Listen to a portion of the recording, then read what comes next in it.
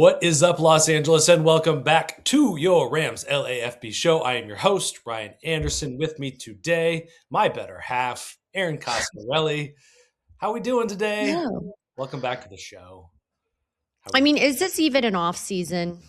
It doesn't. It It's felt not. like we had a couple of days there where it seemed like, okay, there's a lull, and then, holy cow, we're hit with everything. The rumors are coming in hot. Yeah. So there is. Yeah. We should know by now. There's no off season.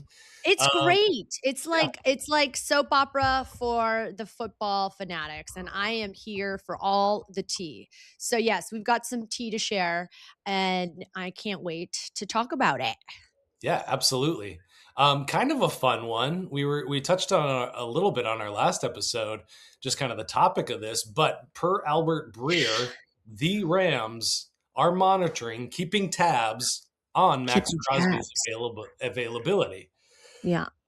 So that includes also the Cowboys, the Bears, the Ravens, the Bills, the Patriots, and the Eagles are all talking to the Raiders about grabbing Maxx Crosby. Yep. Just kind of, what are your first initial thoughts? I mean, is it crazy? Is this out of left field, or does this make a ton of sense?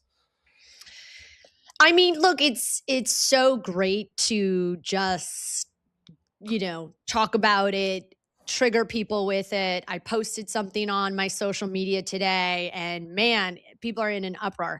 He said he's going to stay in Vegas forever. He also said he wanted to win a Super Bowl. So unless the Raiders, I know, and that, by the way, when I posted that, that was my reply when someone said that, got a lot of traction just saying that, which is not a dig about the Raiders. It's just realistic, to be honest. It's not like Max is a young guy at this point. How many years has he been in the NFL?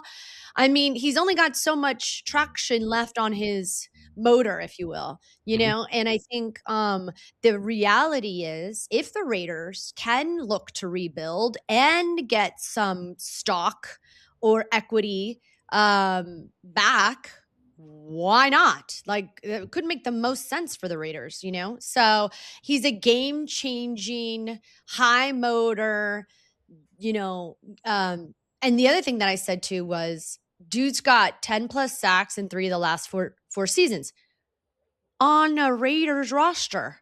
Like, you know what I mean? That's not easy to do. So anyways, what are your thoughts? Well, rumors are fun.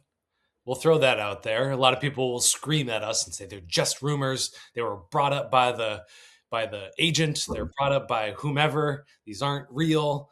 But what it does allow us to do is talk about the position, talk about the idea, talk about the prospect of this happening.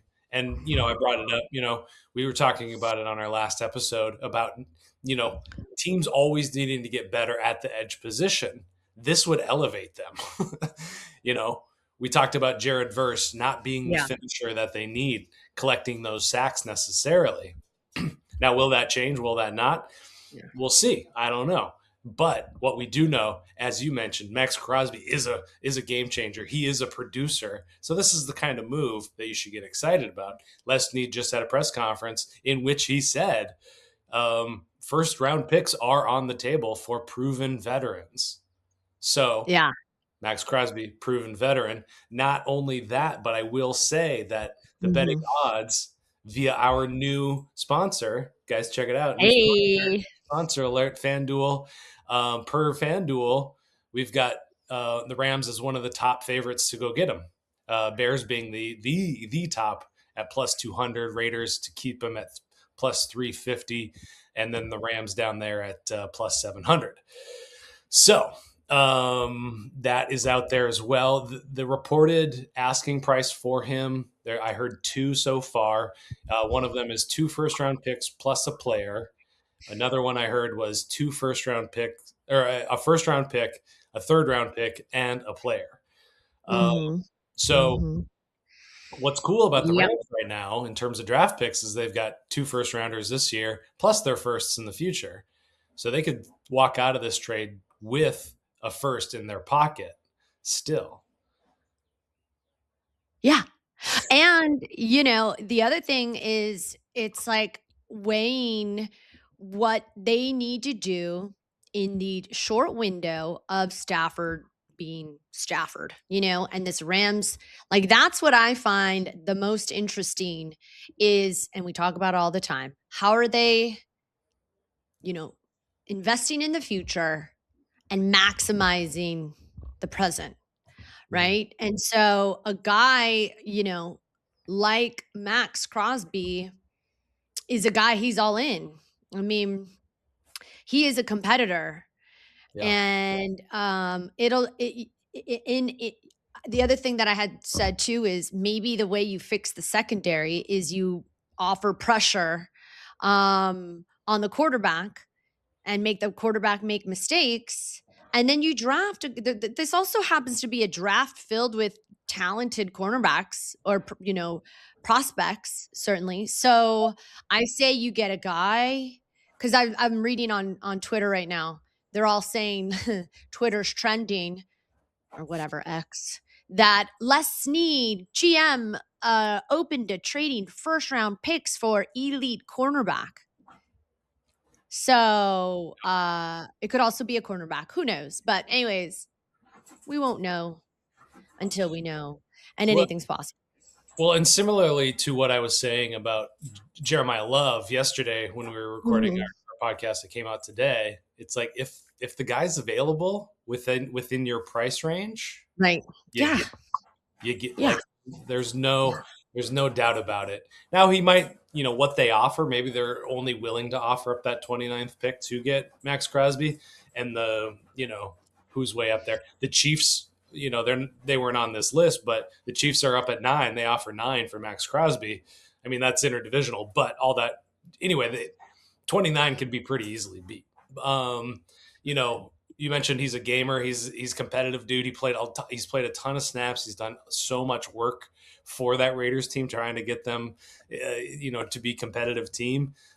So adding that to an NFC Championship caliber Yeah. team, that automatically puts you in the place to kind of get over the hump there.